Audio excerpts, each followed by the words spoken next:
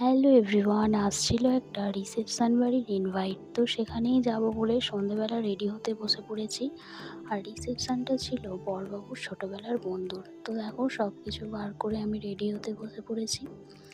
আর আমি রেডিও হয়ে গেছি। তো দেখো আমাকে কেমন লাগছে অবশ্যই জানাবে। আর অনুষ্ঠানটা যেহেতু ছিল পাশের পাড়ায়, তো তাড়াতাড়ি পৌঁছে গিয়েছিলাম। তো গিয়ে দেখলাম গেটটা খুব সুন্দর করে সাজিয়েছে। তো তাই আমি তাড়াতাড়ি করে দুটো ফটো ভিডিও তুলে নিয়েছিলাম।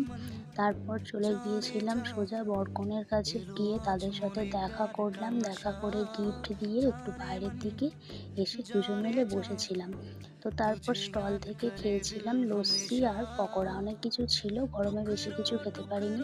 তো তারপর চলে এসেছিলাম খাওয়ার জায়গায়, এসে একটু বসেছিলাম। খানিকটা বসার পর পাতে পড়ে গিয়েছিল খাবার।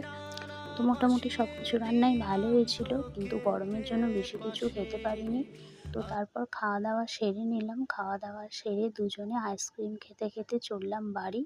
তো আমরা বাড়ি যাই। তোমাদের সাথে দেখা হবে আবার নেক্সট মিনি ব্লগে। Bye bye.